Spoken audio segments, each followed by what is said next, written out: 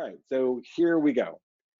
Thank you for logging in and for joining us on this. And again, for those who are just joining in, um, we are on GoToWebinar talking about Zoom because I can't show you Zoom while logged into Zoom. So in order to do all those things and make it all work, we're using GoToWebinar so I can share my desktop. But before we get into the Zoom part itself, we're going to talk more about the virtual appointment process. And I know that when I'm taking a class, I certainly want to hear from someone who is practicing what they're teaching. So let me share with you that the concepts we're talking about here not only are things that I have used over time, but literally used just this weekend to get a listing and executed on it. So there's nothing unproven here. All this stuff works, and all this stuff are things that I've actually used.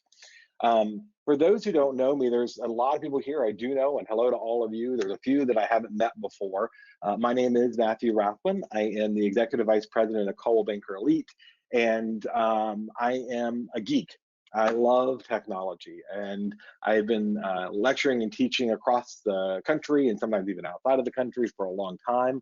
But I started here in Fredericksburg, and whereas I now teach a lot for CRS and RRC and traveling all over the place, this is home. And I really do appreciate the opportunity to give back and contribute. Over the years, there's been lots of instructors and coaches and mentors and brokers who have spoken to me, and some of you are on this call today. And this was a class, a session that Barbara and I chatted about a few weeks ago when we had some other things that we were discussing, and said this is timely and it's relevant, and this is things that hopefully all of you understand that you need to know. And so I get to marry my brokerage experience and my geeky side together to discuss what we're talking about today. So we want to talk about setting up the meeting, and here's our premise, that you have always had the opportunity to use this tool, right? We've had relocation, we have a lot of military, corporate relocation in and out of the area, very transient area. And so it's not unheard of for someone who lives in California to want to buy in Virginia, and perhaps they're interviewing multiple people. And you can eliminate some of those folks by getting on early. Remember, several years ago, there was a young couple that lived in California. They had emailed and said, hey, we're going to be coming in a month to look to buy in Fredericksburg, to move home where they had grown up. And a friend of mine had given them my name. And I said, great. And they said, well, when can we meet, look at properties? And we discussed the need for a counseling session. I don't ever take a buyer out to a house that we haven't set and discussed and gotten appropriate disclosures and buyer agency agreements signed and all the rest. And so I was sitting at home and said, you know what, it's Friday. How about tomorrow we just jump on the video conference and we'll chat. And the wife of the couple actually in California did most of her meetings through Skype. And so we used Skype at the time. We'll talk about that in just a second, to do these meetings. Also throughout the time of working with clients, especially when I did relocation stuff, your military folks inherently are familiar with video chat. So it was nothing new to them. And I grew to really like that platform. And anytime I could justify it, I would. But not only for first and initial meetings, either listing or buyer meetings, but also for follow-up meetings. So we do our listing of presentation, and we go to the house and we show off a lot, and we take notes and we get measurements, and we do all that. And then we got to go home, and then we have to chat about, or we have to sit down and come up with our market analysis and a unique business plan or marketing plan for that seller. The second meeting being done by video is much more convenient for most people. And so this is a great platform for all of that. Now we enter into the current era of a different world. And let me just say this, whether it is a popular opinion or not, I have been endlessly in meetings across the country with different associations who have asked me to do classes like this, or RRC, CRS, NAR, some large realtor associations who are looking for a different way to present education. And so I feel like for the past probably 6 to 8 weeks, I've spent a lot of time with different folks trying to figure out how to do just what we're doing and deliver at least on education. It is generally the opinion of all of those people that this is a 12 to 24 month process, that this overused term, the new norm, is, although overused, still the relevant term. And so you should be looking until there is some type of cure or way to remediate or eradicate COVID, which doesn't seem likely anytime soon, doing more and more of these types of meetings. So even when the government opens up, we're not quite sure what that means or looks like, because there's still going to be a healthy number of reasonable people who really want to lessen their contact of people they don't know coming into their home, their sanctuary.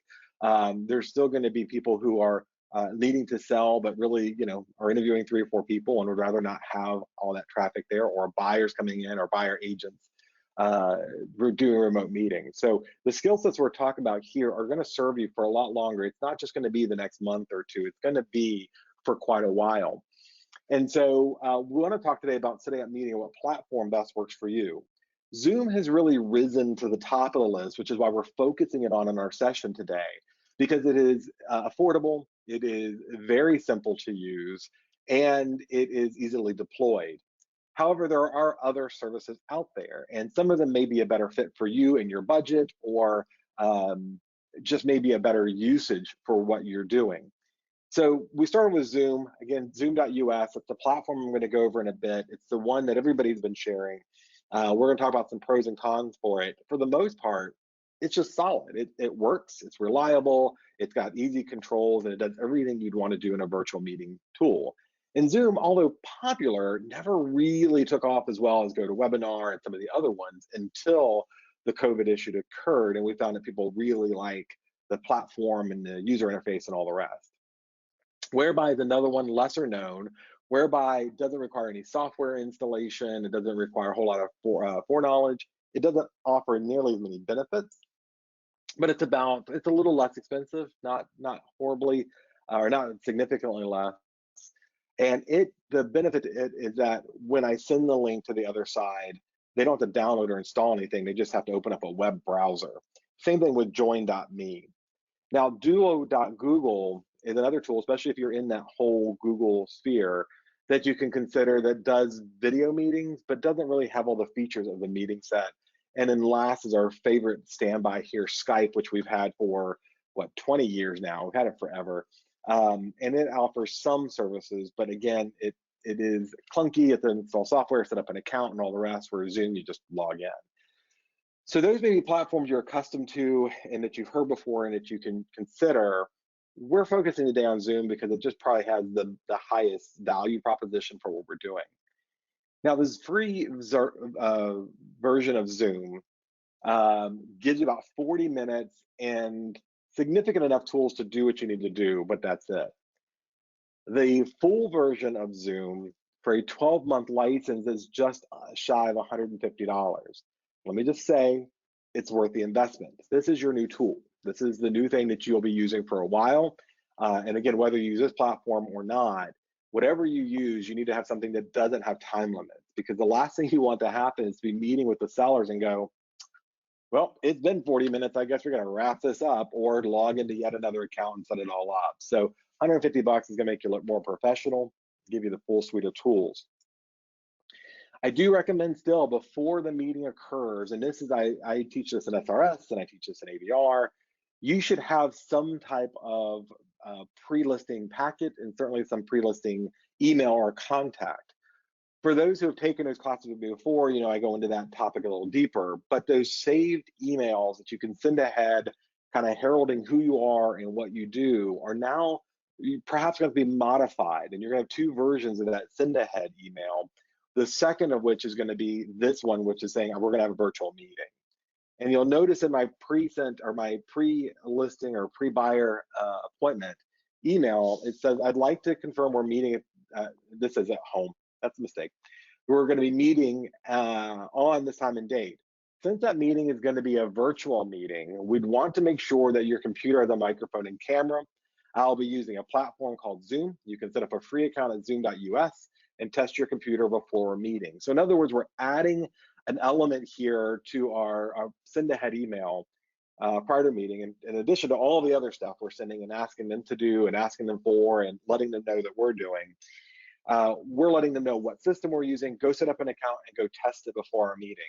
If you don't do those types of things and they're learning on the fly, it will significantly distract from your meeting if your first 20 minutes is just them figuring out how to log in. And so sending that ahead a day or two before the meeting to give them a chance to go in and get prepared and set up is very, very beneficial. And by the way, if I didn't mention it, there is a segment in your little toolbar here, your control panel, where you can go and ask questions. And every once in a while, I'll be glancing over at the other screen to make sure I didn't miss any questions that were coming up. And I will get to them as soon as I get a breaking point. The other part of your online meeting that will serve you well is to prepare everything in advance. And I'll give you an example. So last Friday, I made some Facebook post. I don't remember what it was.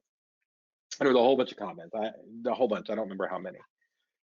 And at some point, someone in there jumped in and jokingly said, well, here I am trying to sell my own house. Now, I think the dumbest thing you can do is to say you're a FSBO in the middle of a conversation amongst real estate agents. So I made some joke about that and then promptly went to DM her and say, hey, are you actually trying to sell your own home? That actually wasn't the next day, it was within hours. I take that back. Within hours of me seeing her on Facebook talking about being a FSBO, I said, let's meet this afternoon. I sent her a link to Zoom.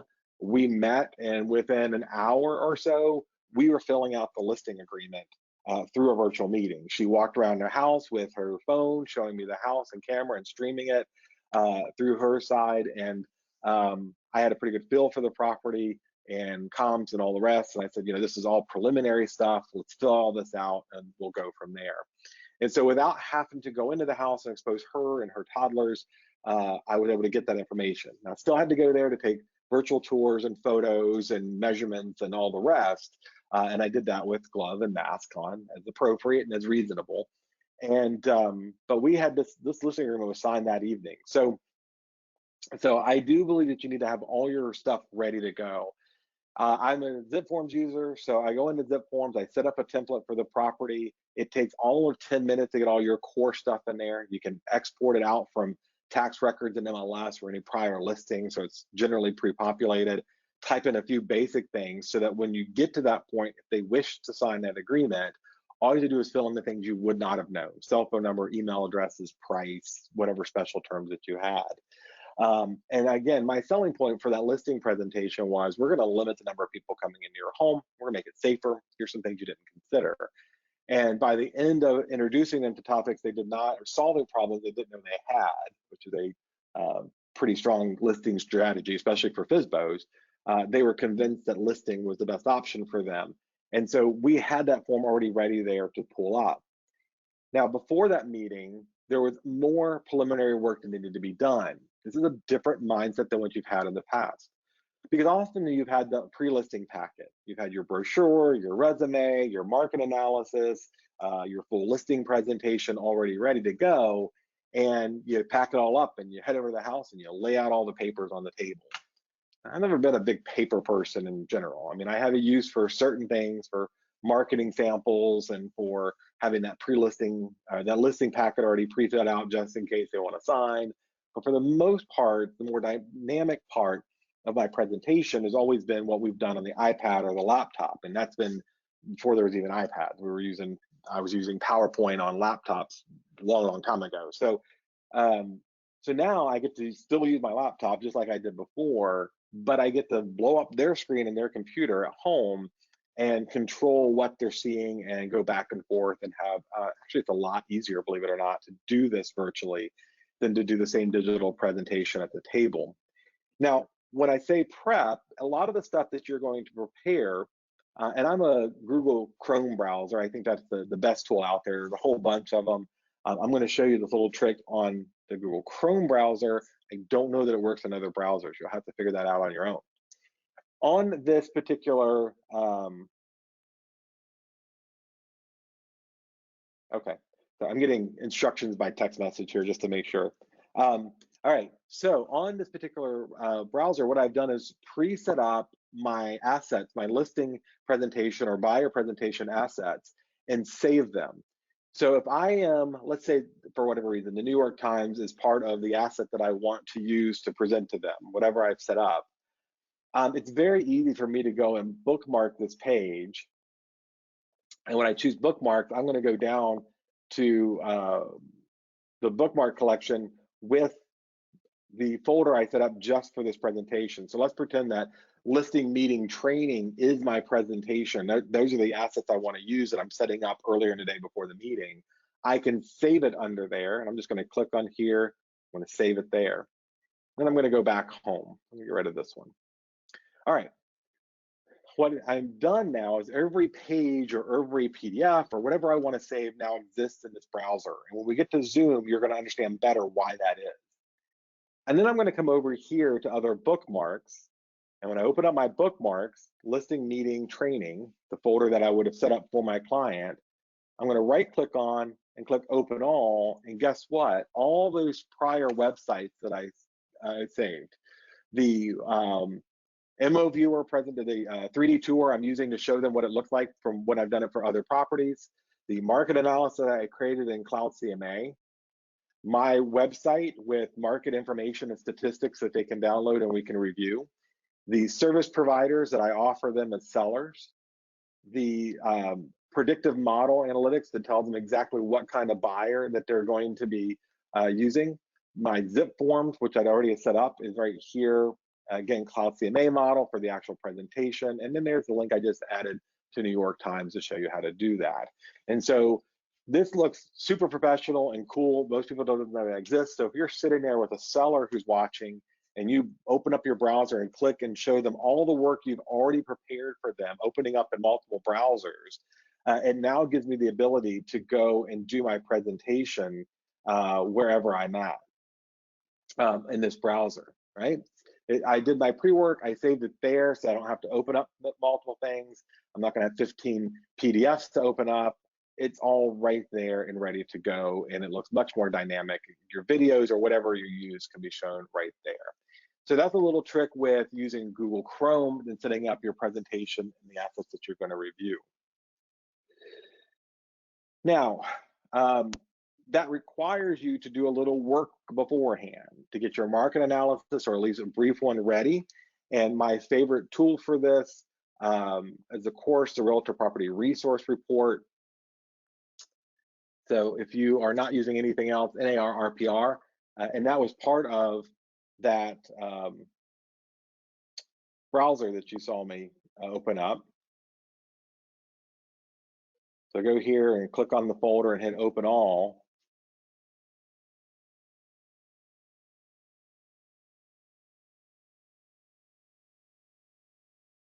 All right, it's going to take me back to my Save CMA, which has a URL that I did either through Cloud CMA, which is, I think, the best tool for this, or within RPR. And also RPR, I would have opened up and I've already probably saved that report as part of the link. So if I'm going to go pull up the address on the property, what's that's the wrong address? Address in the property, again, remember RPR has got a abundance of information. It tells you everything you need to know about a property and its history. It also does the same thing for a buyer who's buying a house. So I can go through the RPR report and show them the prior owner and tax assessments and all the other things that they should probably know about the property before we go see it. And any questions they have, I can quickly jump back and forth reports and show them. And again, it's nice and big on their screen, as opposed when you're in the office and you printed out some stuff, but then they ask for something else, you gotta print it again and run off and get it. Here it's all there. And then of course I can just share the link with them afterwards, so my materials. So you wanna make sure all of your stuff is already done and prepped before the meeting. The next tip here is to clear off your desktop. Some of you, and this just makes my heart hurt, have desktops that look very much like this one, where you just got everything you've ever saved, everything you ever created, everything you've ever used, all your client files are just piled on the desktop here. Remember that you're going to be talking about your professionalism and the skill sets you're going to provide to those folks. And so you can see, like on my desktop, it's pretty empty. This is the file I was working on right before the session started. These were the files created as part of the recording of this video, but usually there's nothing other than this one folder here. Now in this one folder, I have all my ongoing projects that I'm actively working on as the week progresses, and if I'm not actively working on it, I go somewhere else. But it keeps a nice, clean, fresh desktop. You may not realize this because you look at it every day, but there is a part of your brain that is constantly trying to organize things. Even if you're an inherently disorganized person, your brain isn't. And so it's fighting against the behavior you have versus what it needs to see, and it is to organize and understand data. That's what our brains do, is collect and organize data. If you've got this on your desktop when you're switching in between apps and resources, it comes across as unprofessional and disorganized and chaotic, but it's also very distracting for your clients who may be seeing that that desktop. The next thing, oops, yep. The next thing is to make sure that we have solid internet. So if you live out in the middle of nowhere and you have satellite internet, this is probably not an option for you. You need to drive to a safe place. I don't know, sit outside of a friend's house that has real internet and do it for your car, whatever. Kind of kidding, but from your office or from wherever, you need to have solid internet speed.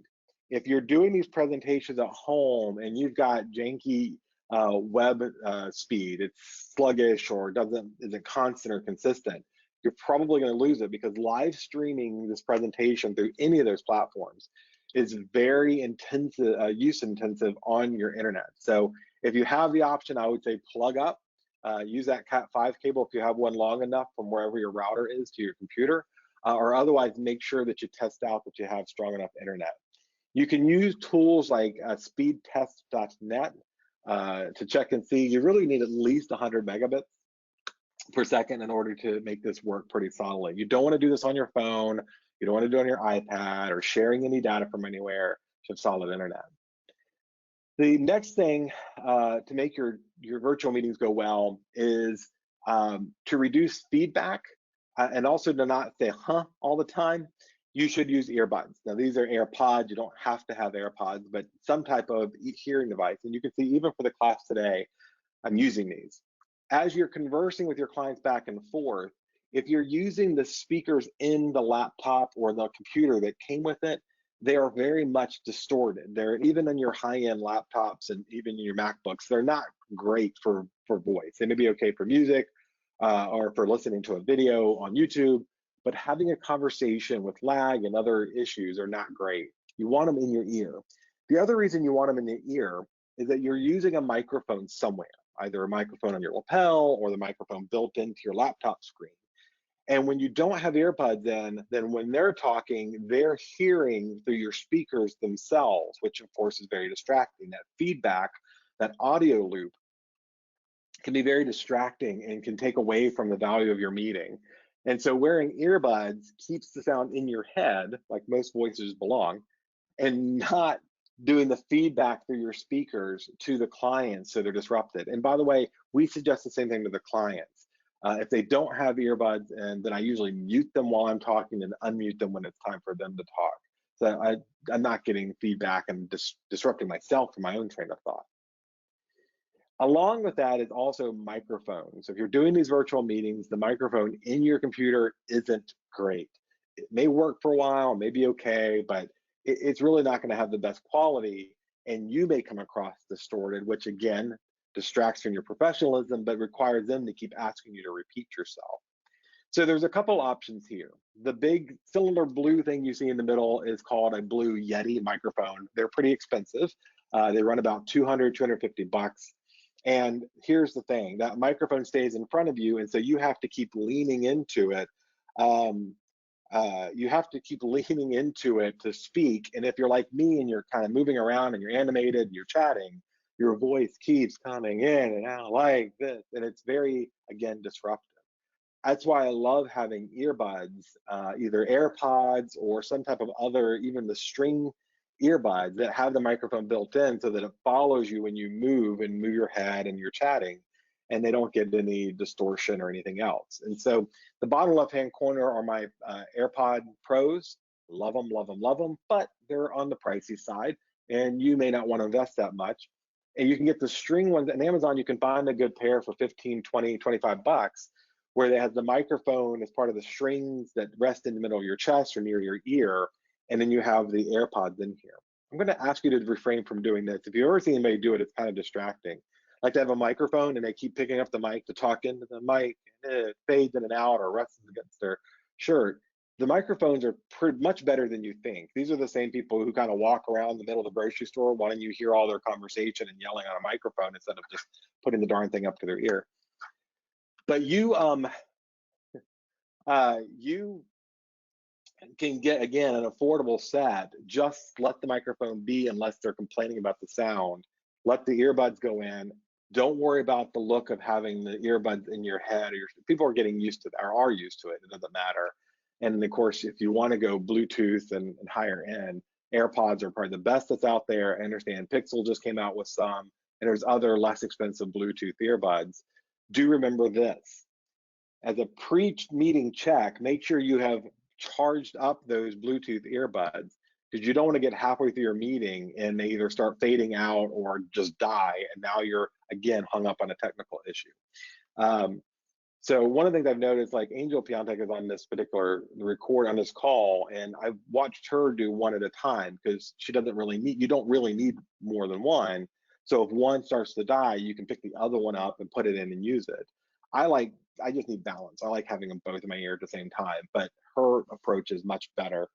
I know some other people who really like the string ones because they don't want to worry about charging, they don't want to worry about battery, they don't want to worry about setting or fitting. That's fine. It's your preference. It's got to be something you're comfortable with. Let's talk about positioning too. All right, so you have your laptop open, and so here's the laptop screen. So here's the laptop where my hands are, and here's the laptop screen, and you have it tilted back like you normally do so you can see it. The camera is built into the top of that laptop screen, so what your viewers see is what you see here. And unless you really want them looking up your nose the whole time, this is probably not the best view to have a meeting. The better view is going to be looking straight on at a camera. And so you can see here that I have a camera set on top of my monitor, and I have got it at eye level. Now I'm using a stand-up desk and standing up because I present better and share better doing that, but you may be at sitting down. By the way, I'm a big fan of the stand-up desks. But your camera should be slightly above eye level so that you're looking up just a little bit at it, so that when you're doing your presentation, it looks like this, where you're kind of at eye level. Now, I think I can also switch cameras here.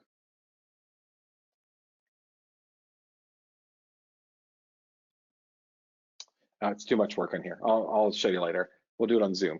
There are two different types of camera. The one I'm using now is more wide angle because I'm presenting, I get a group. If you're having a meeting, you might want to get a telescoping webcam that is more focused on your face and it's just what they're looking at. The preference is yours. I'll show you when we go into Zoom what that looks like. But your camera should be slightly above eye level. You should never be looking down at your camera. If you're looking down at your camera, then you have lighting issues, you don't have eye contact issues, and this is going to be important. Just like all your basic sales skills I've ever told you, eye contact is going to be important. It doesn't change because you're by looking at webinar. You can look now, when I'm looking down here at the question section, I'm looking to see who's logged in. You can notice that I'm not looking at the camera. And actually, this is what that looks like. And so when I'm looking up and straight at the camera, you can see that I'm interested in you and I'm not checking messages, exchanging emails, doing other things. When I'm looking down, you have no idea what I'm doing, and it becomes a barrier to you and your client's communication. So you want to have that camera at eye level. Lighting is important. You want light coming from in front of you and slightly above you if you can rig it. And you do not want light from behind. So you can see here I have this heavenly glow coming through the windows in my dining room. But it now makes my face look more shady. And if you've ever watched like some of these meeting webinars, like there's people sitting back in their chair and like it's just darkness across their face, like they're on the news testifying about something that's shady their company did and they don't want to be seen and their voice is distorted. It's bad. You don't want, especially from a sales approach or a counseling approach, to seem in the dark or shady. That sends the wrong messages to the sixth sense that we all have when we're reading people, whether we know we're doing it or not, we do. So make sure you have good lighting coming down from your face.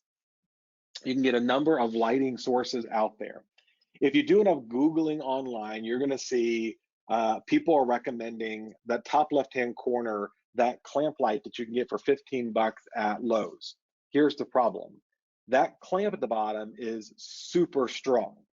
And so when you clamp that onto your laptop monitor or your desktop monitor, it's going to break your monitor. It's going to crack the screen and put stresses on it. It's a horrible, horrible use.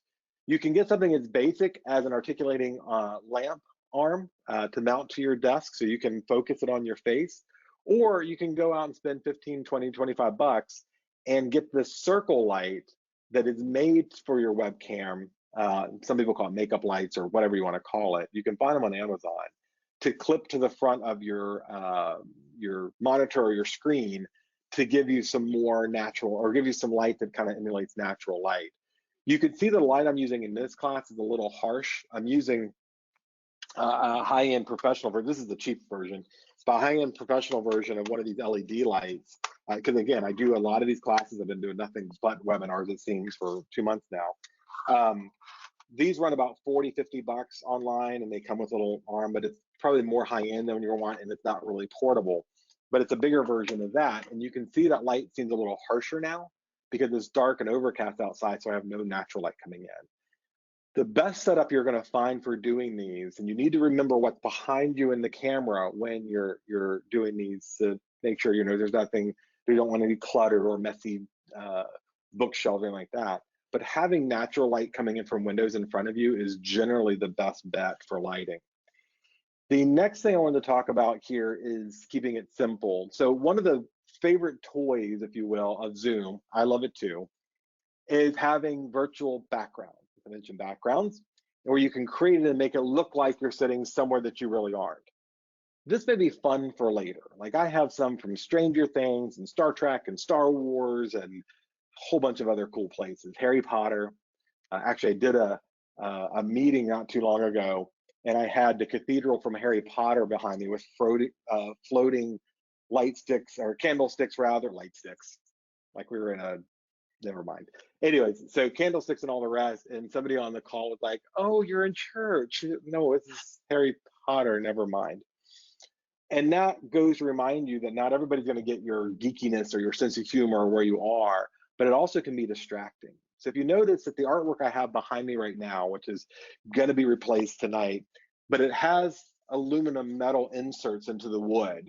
And so the light reflects on it and it screws up those virtual or fake backgrounds, and it becomes again distracting for the viewer to see. Or again, you're now talking about, like I have one for the Batcave, and now people are all thinking you're kind of just goofy and not, because I am goofy. For a professional meeting, especially your first one where you're just now engaging these folks, I would just stick with a nice living room or office, home office background. I would not get too deep in the weeds into being creative yet. Now, if they have a sense of humor and they're cool, maybe later, but not right now. Couple more things, a couple other tips. Log in early, about 15 minutes or so beforehand, so that if you're having problems with audio or video equipment, or the system isn't logging in, or the internet has died, you've got enough time to try a couple times without being super stressed about it, and to contact your clients and go, "Hey, look, the internet is down, or my computer died, or whatever. I need to go to plan B. Give me a little bit to set that up." If you're trying to log in at the time you're supposed to be started, and when they're logging in and they're going through their work and they're asking you questions, it's super stressful. So when you have these meetings, log about 15 minutes early. Make sure your system and what you're hosting is all set up, and then test a few times. If you noticed before we got started, I was like, "Can you see me? Can you hear me? Can you hear my desktop or see my desktop?" For your sellers or buyers you're interviewing, you're just going to ask quickly, "Can you see me okay? Can you hear me okay? I want to share some things. Let's make sure we're good to go," and then go into your spiel. The other thing is to turn off notifications. So you may have that friend that knows that you're getting ready to do a meeting that's really, really important. And so they will send you some inappropriate text that may show up on your screen or your, whatever. And so that friend, although very funny, may be very distracting and not so funny to your client. If you're on a Mac, you can go over here and click on the 3 bars, scroll down a little bit and click on the Do Not Disturb button, and it'll turn off all the pop-up and notifications and all the other nonsense that you have going on. If you're Windows 10, good luck. I don't know how to do it on there. You'll have to Google it. But for the Mac, it's very simple to click a couple buttons. But you want to turn off those notifications so your emails aren't coming up, or people aren't like trying to figure out what's going on with other clients or whatever. So I would turn those off. Another investment, if you're super into this, is from WACOM. Now, you can do a number of things on Zoom that I'll show you in just a bit, but WACOM is a Bluetooth tablet. It looks just like what you see there. You can write on it like a tablet, but what it does is actually write on your screen. So if you're going to go over and show them competitive listings, or a PDF of something, or you're listing something, or you want to use like a whiteboard, you can use this device to make circles, write things in, and write on the screen, so to speak, to show them what you're going over, to emphasize what you're looking at. If you're going to do that, you need to play with it for a while and get comfortable with it, but it is much closer approximation to your handwriting and to what you want to do on a screen than maybe using your mouse would be. And then before we get into the actual Zoom and kind of running through the settings and uses of Zoom, I want to just share this. There's been a lot of chat and a lot of media coverage about security issues with Zoom. So let's talk about this. Anything that you allow to access your microphone or camera in your home, whether it be your smart camera home devices, your smart camera devices, or Google Home or Alexa, all of those things come with the risk of someone hacking them and listening in or looking in on you. I will show you a couple things in Zoom as settings that they have created recently to protect you. The reason Zoom is getting so much attention is because they also got so popular. And the more popular you get, the more attraction you get from hackers or people who are trying to screw with you. But it is not, I haven't seen any evidence to say that it's inherently less secure than any other system out there. It's just, it does have some fail points, like all of them do. It's just become more popular, so more people are attacking it. When we talk about attacking it, what we mean is that people are finding ways to go to your non-secure meeting spaces and just mess with people, to jump on there and say things or write things on your screen or whatever. There's some very simple administrative things you can do to secure your meetings with your clients on here that we'll go over. And I have never seen a company ever react so swiftly to concerns as Zoom has. They have added a bunch of new features, a new security update, a whole bunch of other cool things, so that it's less of an issue than it was even a week ago. They are really just on top of making the system work. So do understand that, yes, there are security concerns, as there are with anything that you share. Now, let's go ahead and take a look at Zoom. So here's what we're going to do. I'm going to open up a Zoom session, and again, pre-warn you that anytime that we are doing multiple things, there is a tendency for things to fail. So we're going to do the best we can. I've done this session a couple times and it's worked, but that doesn't mean it's going to continue to work. All right, so if you notice on Zoom right now, you can see like this big, really close-up video that's entirely too close to my face. That is the second camera I have on my computer. When I'm doing meetings with folks, and of course I would be more adjusted to look like that. When I'm doing meetings with folks, I like using this camera because it gives me more, it feels like I'm doing more one-on-one stuff. When I am not doing things, I'm going to turn off that video so you don't see video of me twice on the screen. When I am doing things like this, where I'm doing lectures or meetings with a number of people, I like being back away so I don't feel like I'm right in your face when I'm doing these sessions. So those are two different cameras. You need to Google whatever camera you're using. I don't think any of the cameras that are built in to any of your devices, even your high-end Macs, are as good as some of the other webcams you're going to get. Currently, my favorite webcam for what we're doing is the Logitech Brio, B-R-I-O, Logitech Brio. That's the one that you're looking at now through the GoToWebinar setting. And it's high definition, but it doesn't require a whole lot of throughput of the internet in the room. They run about 180 bucks, that are a little on the high side. You can get a nice webcam that's better than what's built in your computer for 40 or 50 bucks. Again, I do this professionally, and I really like quality stuff. I really, really like quality stuff. So I'm pretty attracted to it. So I like the Brio. It's easy to use and plug in. It's just plugged into USB and you choose that camera. Okay, so with that said, I'm in Zoom now, and this is what you'll see when you start a meeting.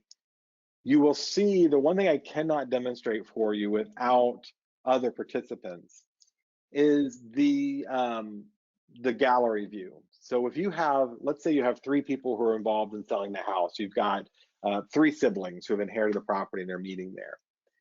Normally what happens on Zoom is whoever is speaking actively, whoever the active screen, will be the biggest video.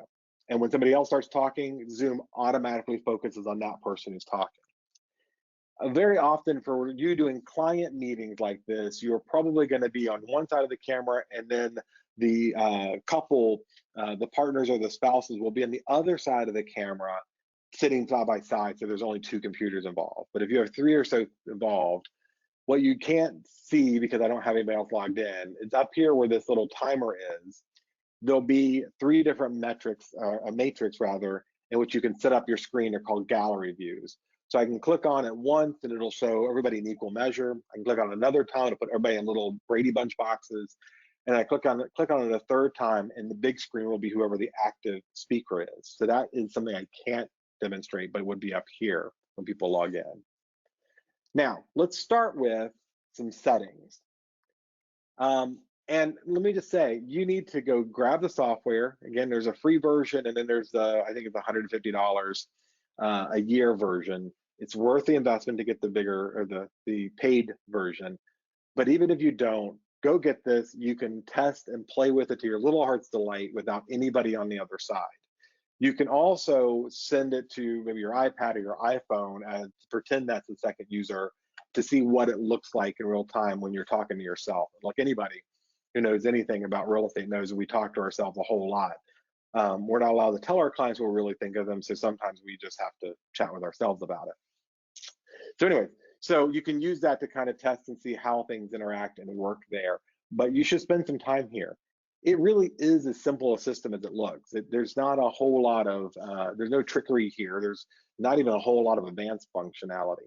It is just what it intended to be, a meeting platform. So I'm gonna go over here to Zoom.us. I'm on the Mac, so yours may look a little different, but I'm gonna go into preferences. So there's preference settings wherever you are. And when it starts off, it's gonna be up here in general. Now, I'm not gonna go through every single setting on Zoom, because most of them, 80% of them, are just fine with the default that they are, and that's where you wanna leave it. But there are a couple of things under settings that you wanna make sure that you've tackled. One is the use of dual monitors. So if you do have 2 monitors connected to your computer, you do wanna make sure that's checked, otherwise you'll have some conflicts. If you only use 1 monitor, say your laptop, don't worry about it, untick the box and you'll be just fine. Everything else, like this, some of these are just preferences. This is an example of what I'm not gonna spend a lot of time on. You notice when I started Zoom, it automatically went to the big screen with my video on there. I like having control of the rest of my screen and going in and out. So I take off the setting that says enter full screen when starting or joining, so that it starts off in a small window like you see here, instead of taking up my entire screen. This lets me go in and open up all the other devices and move in and out of the system to show things. Everything else here is really gonna just be your personal preferences, including like when you have what's called reactions for thumbs up and smiling. You can choose your own skin tone, or in my case, I'm pretty basic, so I might choose somebody else's skin tone to be much, much cooler. Whatever, nobody's gonna judge you.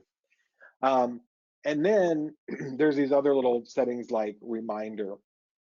So remind me 15 minutes before my upcoming meeting. You probably are already logged in then, but you could have that setting if you wanted to. Under video, this lets you choose which, if you have multiple cameras. I can't switch in and out of cameras because I'm using 2 different cameras for GoToWebinar and then for Zoom, but I could switch here from whatever preferred camera, assuming you have more than one. 16:9 is this typical video full screen that you see that works great even on mobile devices. I would personally just leave it there. Again, everything else here, I'm just, like I said, I'm not gonna go through every one, but just the one you think is interesting. A lot of you may really like this setting. It's called the touch up my appearance setting. And when it's clicked, it tends to soften your skin and make you not quite as high definition, take some of that shine off of your forehead, if you're like mine, where my forehead seems to get bigger every year. And it just kind of cleans up and softens your glow. So it smooths out your makeup and your wrinkles and whatever else you got going on. All right. And there you go. During meetings, these last 2 buttons should be checked.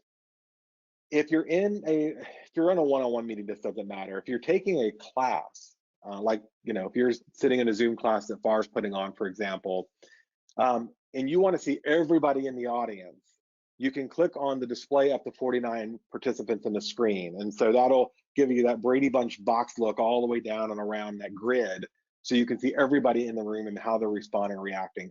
I'll be honest with you, when I am taking a class on Zoom, I could care less about the reaction of everyone else. I'm only concerned about this person who's actively speaking. So I use this box that says spotlight my video, or spotlight my video and speaking. So either my video or whoever's speaking will be the video that pops up. All right, under audio, speaker is your personal preference, that's fine. Microphone is important for you. You'll notice that my microphone setting is only about halfway up of where it could be in the input range. If I move it all the way up to here, it becomes very distorted because it's overpowered and digitally edited when the other person hears it, and you see them kind of back away from their own computer. I want it down here in the middle where I'm hitting mostly green as I'm speaking into the microphone here. I don't like an automatically adjusting microphone because then you'll watch your clients pushing up or down to try to adjust.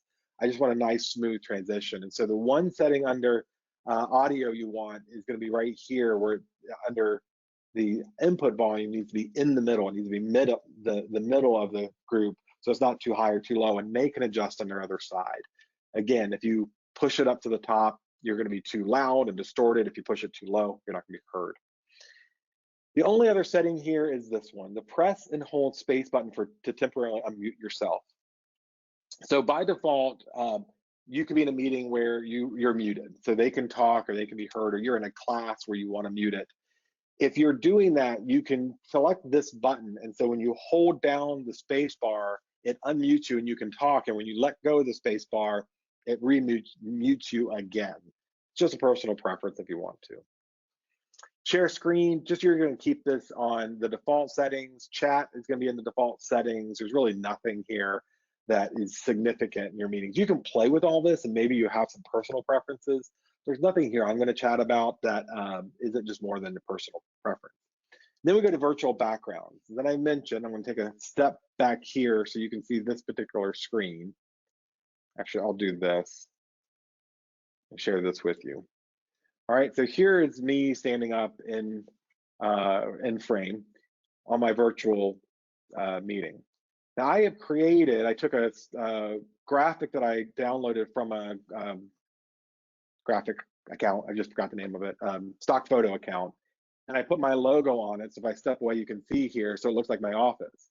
But notice how the aluminum reflection is screwing up that wall there until I get back in frame and I have something to focus on, and you can see that glow around me. This is what I was talking about with being distracting. If you start playing too much or doing too many fancy things, it doesn't really, it becomes distracting. Later on, when you find out, they're campers, you can put a camping scene behind you with a dog, because if they aren't dog lovers, why are you bothering working with them? My Batmobile and the Bat Cave. And if they have something in common, maybe a follow-up meeting or something, you can start off there. I just don't suggest starting there in the very first meeting until you figure out if they got a sense of humor or not, because it could go poorly. Recording settings are pretty much the standard settings. Your profile is standard. Statistics about the meeting, feedback, shortcuts. I'm not a big shortcut fan. There's too much in life to remember. I just push the button. I'm not going to remember keypad things. The last thing that I will show you in settings is up to you. You can turn on captions, closed captions. So if you do have a client that's hard of hearing, you can go in and set up closed caption features. Just remember that unless you speak incredibly clearly and slowly, subtitles are going to get screwed up, and they could be embarrassing screw ups. So if you're not someone who has an incredibly clear voice with good microphones and speaking at a pretty standard tone, this could go poorly for you, and you don't want that to be a distraction as you're saying ducking and it comes across as something else. I don't know why autocorrect goes to ducking on my phone. I've never ever used that phrase in a speech, but anyway, okay, so those are some of your settings. Then we come down here, and I'm going to start from left to right and move across the control board. The first one is your microphone. You can see if you want to mute yourself, you click on it, and now nobody can hear you, and you can unmute, and everybody can hear you. Over here is an up arrow, and when I click on the up arrow, make this screen bigger here. Let's see if this actually works. Okay, I can't see if it actually works if I've got two monitors going on. It doesn't. Okay.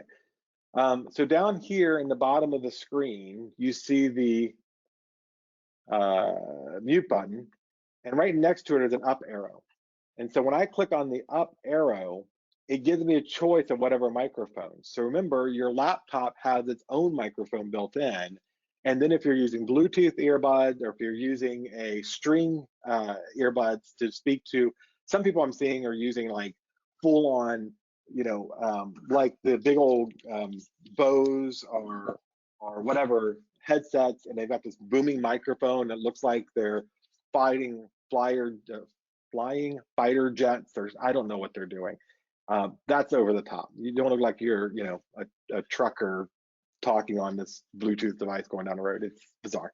Anyway, so nice subtle devices I think are much better. But anyways, here's where you're gonna go and switch to those things. Just here making myself laugh now. And in the video, again, there's an up arrow. You click on an up arrow. This is where you choose between whatever cameras are available to you. And you also can go here quickly to choose visual, and it's going to take you back to the setting where you can now change your background. So any Stranger Things fans out there? Got me some Stranger Things going on here.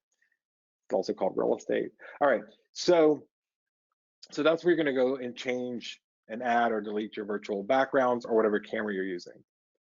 Next, we go to security settings. The security settings are very, very simple.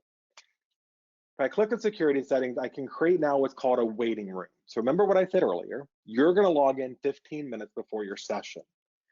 You're gonna go over here, and if your enable waiting room is on, then whatever you're doing here, when you're practicing your vowels, when you're checking out your camera, when you're looking to see a selfie, whatever you're doing, crazy stuff on your Zoom account, whatever, whoever is logged in, if your buyers or sellers have logged in, they're in a waiting room, and you're going to get an alert that says you have an individual who has logged in, and they're not going to see anything you're doing or saying until after.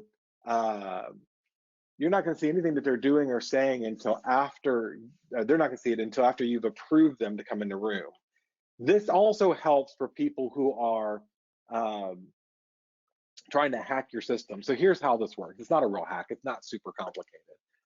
Every YouTube meeting has a sequential alphanumeric range that says, here's the unique URL for this meeting. So some idiot who's got nothing better to do has come up with some auto-generating system that spins through that and then lets them know if any of those URLs are active. And they click on it, and if somebody hasn't set up security, they can just join the meeting, right? This is the cool part about this, and I'll show you at the last stage will be how to set up the meeting, because I skipped that stuff. But that's how they can join. Is that people haven't set up waiting rooms, and so that person can just automatically join your meeting if you don't have waiting room set up. That's a good security feature. The other one is allowing the participant to share their screen. Now, if it's your sellers and buyers, I would let them share their screen, because they may have HOA docs or a plat or photos or video or something about the property they want to share on their side too. And you can say, yes, they can share their screen to you, so you can walk through and look at whatever they're looking at. Yes, to chat, although if you're just doing one-on-one meetings, I'm not sure the big value.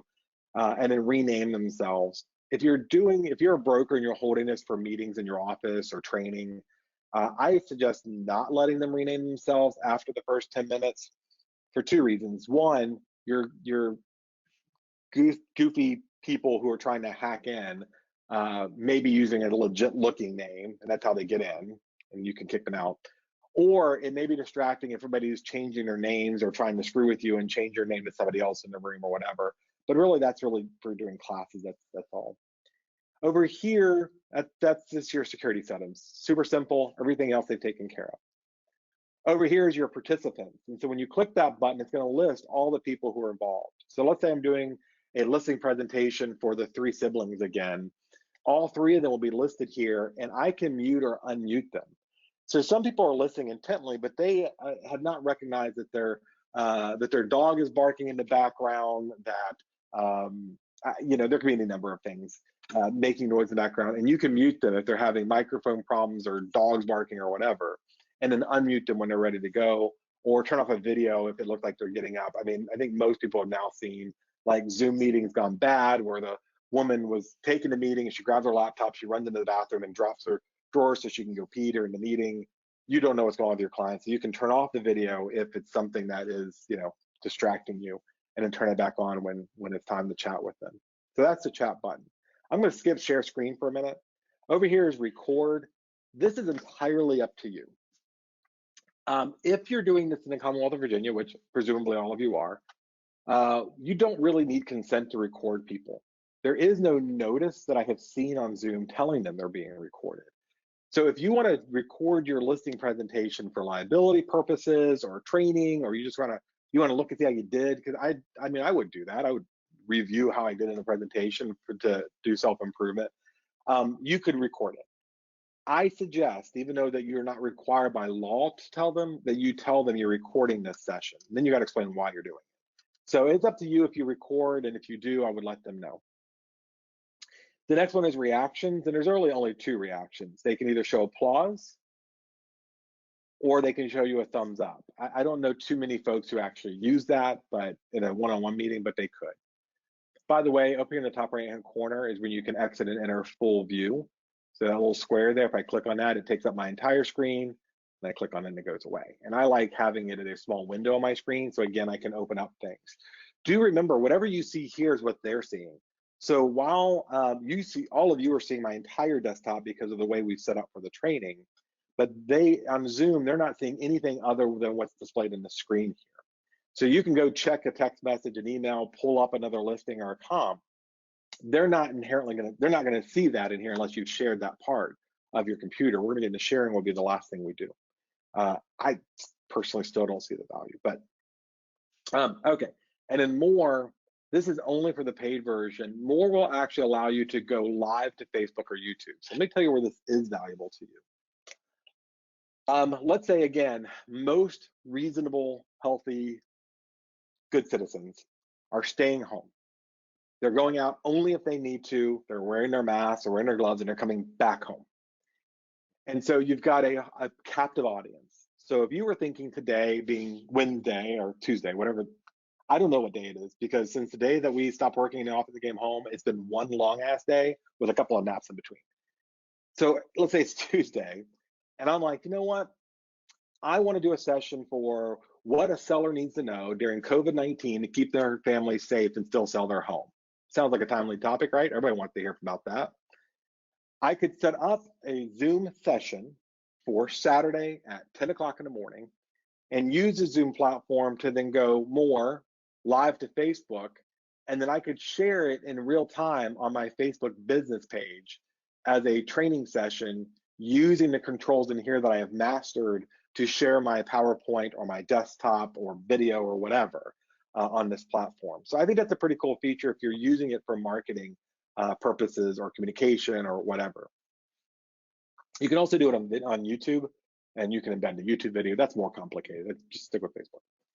All right, so that's really simple. That's just the controls at the bottom. The last one, and the one that I get most questions on, is the share screen. So let's go there. I'm going to click on share screen, and here's what pops up. Actually, I'm going to exit out of this first. All right, so I'm going to open up PowerPoint. If you're a Mac user, you're going to use Keynote. I'm going to go ahead and open PowerPoint because I think that's cross-platform. I'm going to open up my PowerPoint session. Actually, I'm going to open up all the PowerPoint sessions that I plan on using. So some folks are very fancy and they've got a PowerPoint that they're using for the actual listing, a PowerPoint for their marketing program, whatever. So I'm going to open another recent one.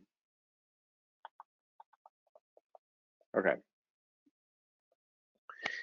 So let's pretend I got two presentations open here. I'm going to go into share screen, and what you'll see now that you did not see before is that each PowerPoint is a different shareable screen. So follow this carefully because this part's important. You can choose whichever thing on your computer you want to share, and you can select it, and they're not seeing it until you hit share. But let me stop you before you're clicking on everything here. Let's say that I also want to show a video.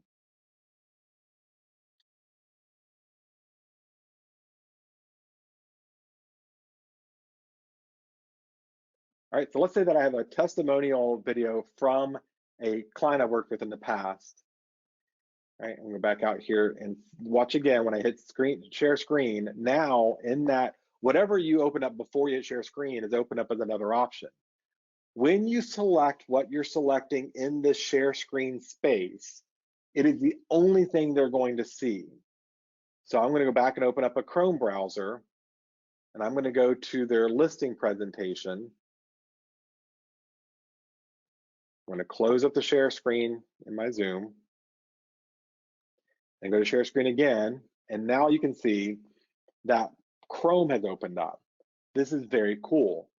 When I click on my browser, that is the only thing they're going to see. They're not going to see the full desktop unless I choose full desktop.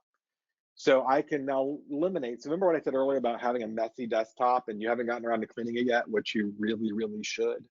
If you haven't gotten around to cleaning it yet, and you don't want to share your messy desktop, you can choose just either the web browser or individual PowerPoints that you want to show. If you want to show a video, you're going to click the video you want to show or share. Where that video was, there, the QuickTime video. Down here, you're going to want to click on Share Computer Sound. And what Share Computer Sound does is just as it sounds. Whatever audio is coming out of your computer or the video, they will hear. If you don't click this, all they will do is see the video and then you can talk over it, but they won't hear the actual video themselves. And then you can also click on Optimize Screen Share for Video Clip, and what that's going to do is down render. There's a better phrase I just forgot. It's going to reduce the quality of the video so it's easier for them to see without lag. I don't think that's important. Most everybody you're talking to has some reasonable amount of internet, but it is an option. So share computer audio is necessary when you're sharing a video if you want them to hear the video. Also, if you want a whiteboard, you can click on the whiteboard, and it's going to pull up a tool where you can write or draw things. I mean, I don't know who doesn't want to sit here and watch you just type text all day. But it's just, again, if you're doing, some of you are doing training and not just doing meetings with your clients, this is where I would do all that. Clear, delete everything, redo or undo, get rid of everything. I can change colors here, get it erase, and whatever I click near erases, spotlight or stamp. You can also do this in the share screen. Going back to my share screen, if you wanted a file to open up and it's in one of your cloud-based systems, you can open it here. I think that's more advanced than what we need to do and kind of silly. I would just stick with using your monitor to share. So you can share your desktops, either desktop 1, and you can see here, this is all you see. The user doesn't see this. The other person doesn't see this. It numbers your desktop so you know which one you're sharing. And you can also share your phone. So let's say you want to show them how to use the mobile app. You want to show them how to use HomeSnap as part of your buyer presentation. You can click on iPhone, iPad, AirPlay, click share, and you can also do it by USB. It's going to walk you through the steps to now go and open up screen share and choose it on your phone. And all they're going to see is going to be your phone there, right? They're going to see your phone here that you can move around and show them how those apps work. All right. Now you'll notice on the screen, whenever you're sharing something, this new window pops up with all of your little settings and tools, and you can click stop sharing there to get out.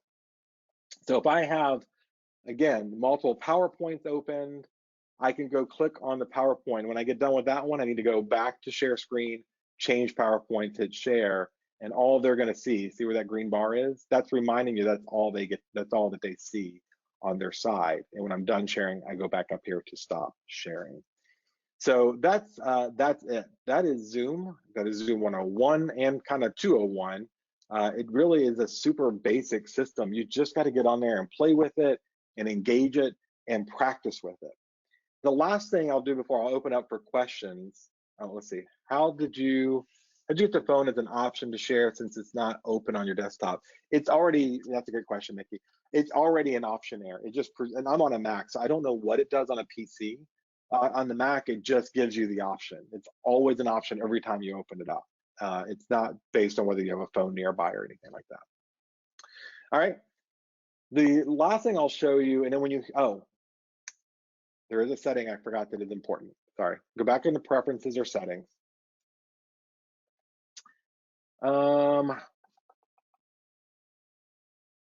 Okay. This one says stop my video and audio when my display is off or screensaver begins. So let me say why this is an important setting and why I'm not bothering with it. I'm not bothering with it because I do this training, and if I have that ticked on there, it won't work.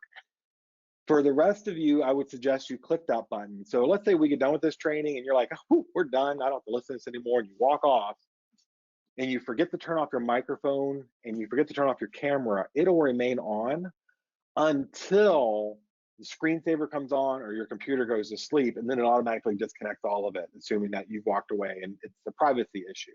So that setting is an important one, in my opinion, for those of you who aren't doing this for live training, to go into preferences, go back up here to general, and then click on stop my video and audio when display goes to sleep or when the share screen takes over. I think those are important.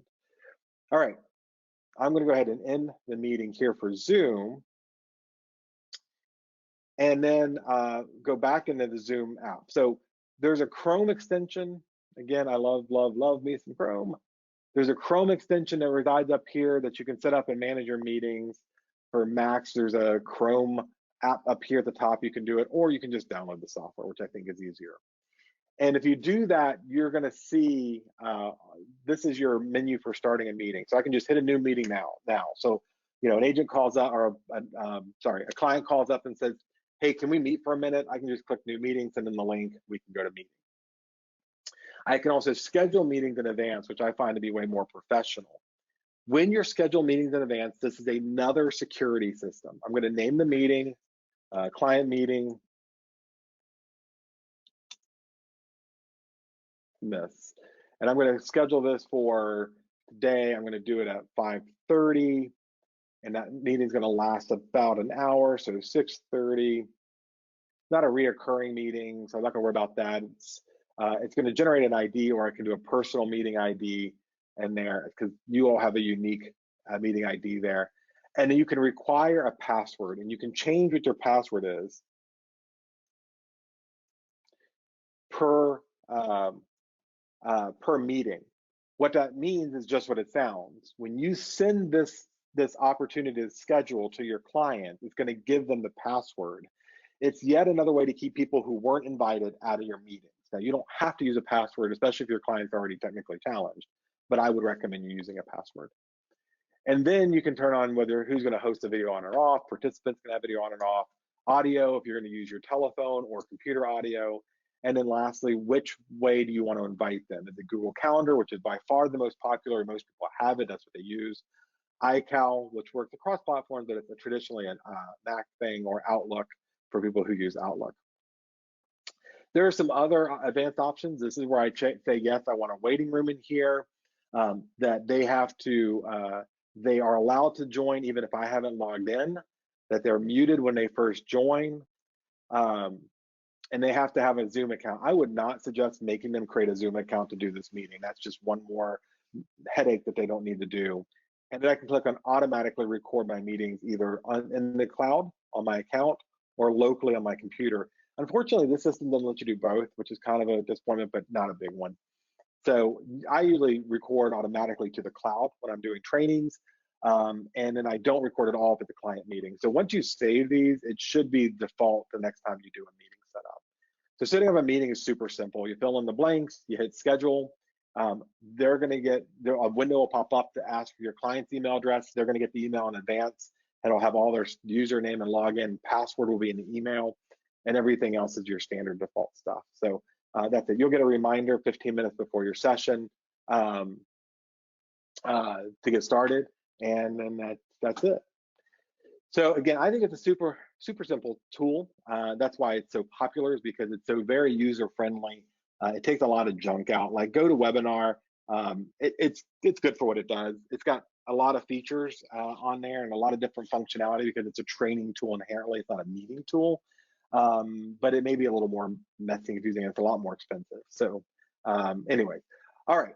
So I want to go ahead and take a breather from speaking here and give you a few minutes to ask your questions in the question and answer thing. All right. I have an iPad with a pen and mostly use my iMac for Zoom. Can I use the iPad and pen in lieu of a WACOM tablet? Yes. So here's what you do. Let's say that you wanted to demonstrate something to your client, right? So you have a PDF uploaded of the contract. You're going to present an offer that just came into your clients. Go into Zoom, and where I showed you how to share your iPhone, choose your iPad instead, and then you can actually have it like a tablet with your Apple Pencil, with your Apple Pencil and your iPad, and you can use it to circle things, doodle, do whatever you want to do on your iPad, and show that in real time there, where you have the devices up and down and moving about. So yes, you can absolutely use your iPad there. If you're using a Chromebook, I think you can do that through USB. I haven't tried it yet because again, I have a Mac and I'm all Mac. By the way, all this does work on Chromebooks. I did test that, but I don't know if you can share any other device without USB. I don't think you can. All right. What other questions do you have? Can't possibly have answered every single question that everybody would have about this. No more questions? All right. Barbara, I'm going to take your microphone off and you can wrap us up. I want to thank all of you for attending. I hope that you took away a couple of new tools, resources, ways that you can engage your clients. If you have any questions, my webpage is MatthewRathbun.com. Matthew has 2 T's, just like the Bible intended. Rathbun has 1 R because we were 2 Portal 4-2. So MatthewRathbun.com. I got a bunch of tools and resources, follow-up and education stuff. I won't know you're there. There's nothing to register for. There are video tutorials and help for you. And again, thank you so much for attending our session here at FAAR today. Please stay healthy and safe. And with that, I'm going to open up Barbara's mic, unmute her, and let her wrap us up. Thank you so much, Matthew. I learned so much. I took like pages of notes. It's annoying how much I've been doing maybe wrong a little bit. Thank you so much for everybody to tuning in. We're trying to do one of these FAAR freebies every week. So next week there'll be different topics, different ones. Read your FAAR Fridays, your emails that come on Friday. They give you an idea of everything going on at FAAR. So thanks to all the FAAR members. Remember, even though our office is closed, we're open remotely. Email us and I will drive there, pull what you need from the store, ring it up and set it outside for you to keep you in business in a safe way. Hey, Barbara, I do have a question. A couple of people have asked this. This was recorded, presuming the recording works. Will you be emailing this out to the participants for follow-up? I would be happy to, but you'll have to provide me a list of participants. I'm thinking you have that list. I don't. I do. Okay, perfect. Yeah, if you're okay with it, I would love to be able to share this. There was such valuable information here to help us kill it out there in a safe way. Yep, no problem. All right. Thank you, Barbara, for having me. Thank you all for showing up and attending. And like, tell your friends, tell them to look out for the FAAR emails and the classes coming up. And we'll see you around. Thanks so much. Thanks, guys. Have a great afternoon, everyone.